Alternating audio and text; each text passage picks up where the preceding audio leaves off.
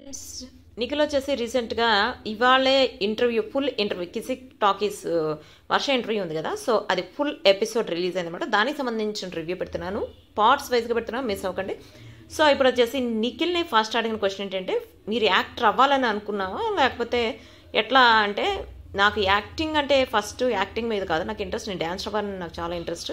అందుకని 10th అయిపోయిన వెంటనే ఒక 20,000 డాడీ దగ్గర తీసుకొని ఇంకా ఒక చిన్న షెడ్ పెట్టుకుని దానిలో డ్యాన్స్ చేసేద్దాం అనుకున్నాను. కానీ అన్ఎక్స్పెక్టెడ్గా బెంగళూరులో ఆర్కిటెక్చర్గా జాయిన్ అవ్వాల్సి వచ్చింది. ఇంకా తర్వాత ఇంటర్ అట్లా చదివి ఆర్కిటెక్చర్గా అక్కడ చేస్తుంటే మా ఫాదర్ వాళ్ళ ఫ్రెండ్ వచ్చేసి నాతోనే మూవీ తీయాలనుకున్నారు. సో అట్లా నేను యాక్టింగ్లోకి ఎంటర్ అయ్యాను. అట్లా యాక్టింగ్లోకి ఎంటర్ అవ్వటం ఇంకంతే కంటిన్యూ అవుతుంది. బట్ ఇప్పుడు నాకు యాక్టింగ్ మీద చాలా ఇంట్రెస్ట్ పెరిగింది. ఎందుకంటే నా ఎమోషనల్ని అంటే నాకున్న ఎమోషన్ అన్ని బయట పెట్టే ప్లాట్ఫామ్ కాబట్టి ఈ మధ్య యాక్టింగ్ మీద చాలా ఇంట్రెస్ట్ పెరిగిపోయింది అని చెప్తాడు అనమాట. వర్ష వచ్చేసి లిప్ కిస్ది ఒక ఏదైనా మూవీలో లిప్ కిస్ ఉంటే చేస్తావంటే, అంటే ఆ స్టోరీని బట్టి అది దాని వలన కొంచెం స్టోరీ ఇది పెరుగుతుంది అంటే ఇంపార్టెంట్ అయితే ఓకే రెడీ అని చెప్పి అన్నాడు అనమాట. యాక్చువల్గా నిఖిల్ వచ్చేసి చెప్పే ఇంటర్వ్యూ క్వశ్చన్స్ ఇవన్నీ ఎట్లా ఉన్నాయి అంటే జెన్యూన్ గానే అనిపించినాయి అనమాట. సో అడిగిన క్వశ్చన్ ఏంటంటే, వర్ష వచ్చేసి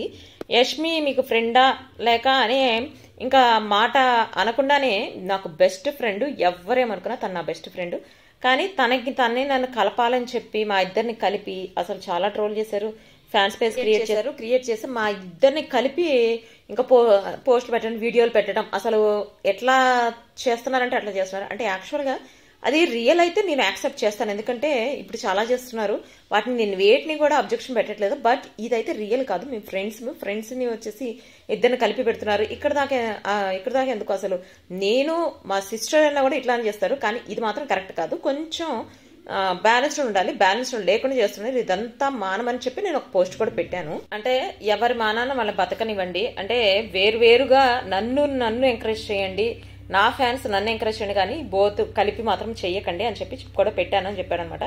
మీ మదర్ని మార్చుకోవాలంటే ఏం మార్చుకోమని చెప్తారంటే కోపం తగ్గించుకోవాలని చెప్తానని చెప్పాడు అనమాట.